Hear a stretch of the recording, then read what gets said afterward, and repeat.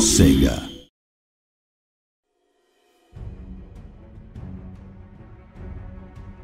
Hello and welcome to the Battle Magic Spotlight for Total War Warhammer.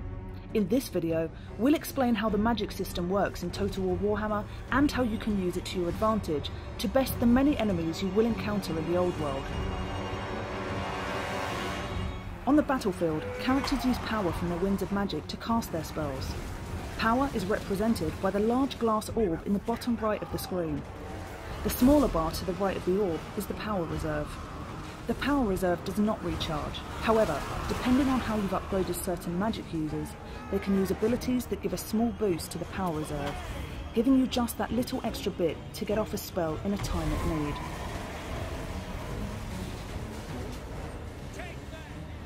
Magic on the battlefield has large tactical implications if used correctly.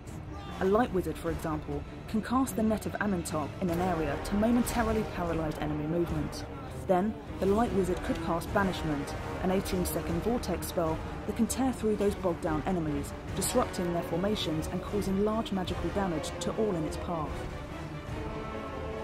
This type of 1-2 combo is perfect for enemies coming through tight spaces such as broken down walls or streets. However, combining spells such as these doesn't come cheap, and spending the majority of your winds of magic in large lump sums is always risky, as spells such as vortexes are unpredictable and have the potential to backfire. Some spells can be used to completely catch your enemy off guard. Can't quite chase down that pistolier cavalry that keeps shooting you from a distance? With the Law of Vampires, you could cast Raise Dead, reanimating a unit of zombies behind them. Now they won't know where to turn to avoid close quarters combat. Similarly, defenders of tight streets, gates or walls can be neatly exposed to a fresh unit of zombies climbing out of the ground to wreak havoc from behind, causing fear and panic to the defenders.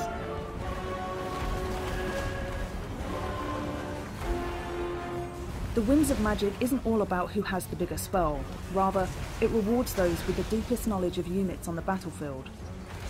Each law has a variety of hexes and buffs that can be cast on individual units or in large areas. If your particular army or unit is vulnerable to something, you can usually counter it with some sort of spell. Walk or Fix It from the Law of the Little War causes a minus 24% to speed and a minus 18% to charge bonus in a 30-meter radius. This is a perfect example of a charge defense spell. Best used when a cavalry charge is incoming. The enemy cavalry will count for nothing as they travel through the area of the hex and have a flavourless, exhausted impact when it's hit the front line. It's also imperative that you learn your lore through and through, as spell categories have their own variations in behaviour. Taking vortexes, for example, Chain Lightning is a strong damage-dealing spell. The Purple Sun of Xeris does less damage, but is more of a disruptor, pulling units out of formation and hurling them around the battlefield. Wind of Death is a straight line vortex that will ricochet off walls, giving it a large damage spread.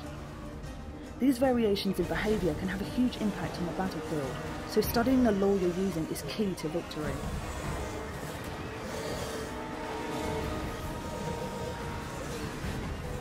Not all races in Total War Warhammer access the Winds of Magic in the same way. The Dwarves, for instance, have a natural resistance to magic and are mistrustful of the dark arts. They rely instead on runesmiths who bind the Winds of Magic to create powerful runes, which can be activated during a battle.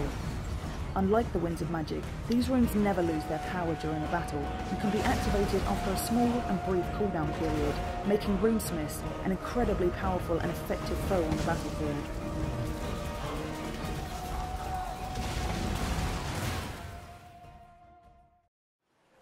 The Winds of Magic in a province change the availability of magic in any battle fought there.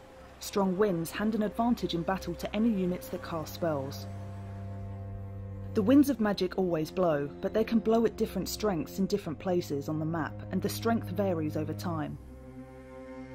The strength of the Winds of Magic at the location of a selected army is shown on the army panel and prior to battle on the pre-battle panel.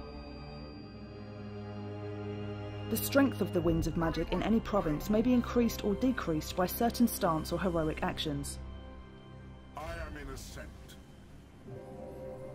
There are a variety of magic users in Total War Warhammer, each with their own tech tree that allows you to choose and upgrade the spells you want to unlock for that particular character.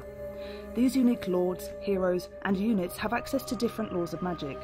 A Bright Wizard, for example, has access to the Law of Fire, while a celestial wizard has access to the Law of Heavens. Each Law of Magic has 6 unique spells to choose from, some of which can be overcast. Overcasting allows for greater power and duration of spells for an increased Winds of Magic cost. However, overcasting also comes with a 50% miscast chance, meaning your spellcaster could potentially harm themselves. That's all for our Battle Magic Spotlight in Total War Warhammer. Subscribe for more Total War Warhammer videos and connect with us on social media to get the latest news and exclusive content.